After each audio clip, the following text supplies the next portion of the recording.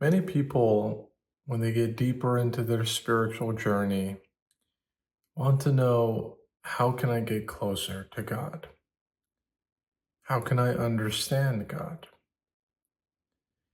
And typically, these sort of questions will unveil or unravel, a set of actions to do, right? Whether that's learning more, picking up a book, going on ChatGPT or Gemini or Google, joining groups, speaking with others, finding ways to explore and kind of push the boundaries of our knowledge. But another approach that I feel is perhaps not as widely discussed about or not as widely focused on is, instead of spending all of that energy, all of that time on finding the answers outside of us, we should instead try to find those answers within us. In other words, if you want to truly know God, you should know yourself. Now, what do I mean by that?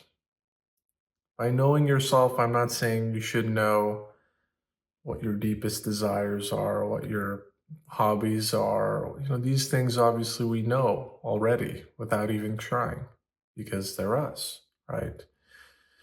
We know a lot of the things that we can perceive with our conscious mind. But knowing thyself or knowing oneself requires penetrating further than just the conscious mind.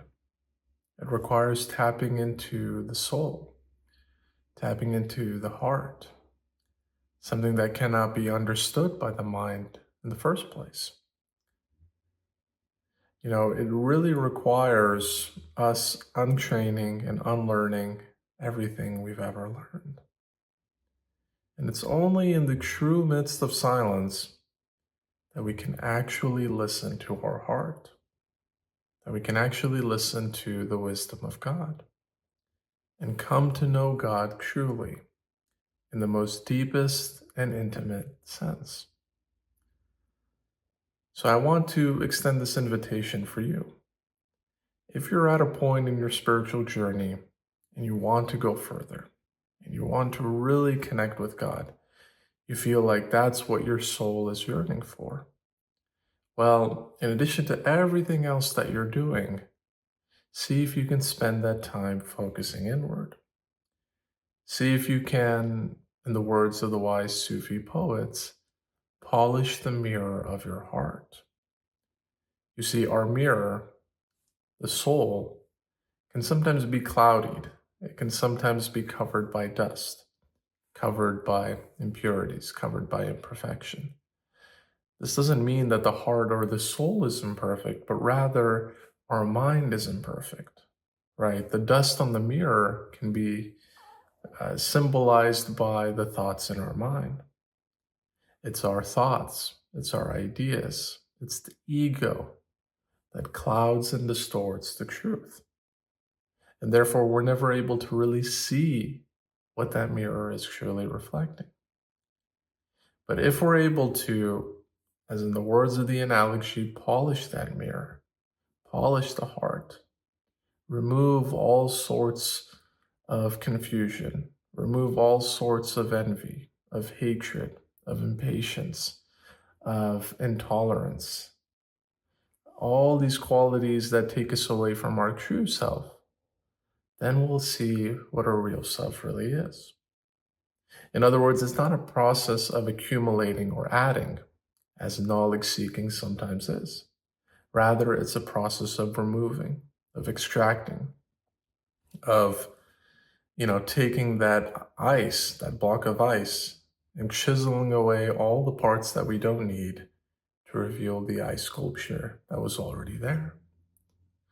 So see if you can do this. See if you can slowly calm your mind to the point where you're not even thinking anymore, to the point where all you hear is silence. Now, I know it's very difficult in the beginning, and it's even difficult for those that have been practicing this for a long time. But over time, it gets a little bit easier. And you stop trying to resist the ebbs and flows, right? It will not always be perfect all the time. There will be moments, there will be periods where you'll be deep in this trance like meditative state, and you can feel God, right? It's no longer a question of conceptualizing God or thinking about God through the mind. You can actually feel God. You can actually feel the presence, feel the energy field. But it requires turning inward, right? It's not so much about going out there in the world and exposing ourselves to the five senses, to the mind, right? These are useful tools and resources that help us navigate the physical world. But when it comes to the spiritual world, we have to rely on the heart. We have to rely on the compass that will guide us on this path.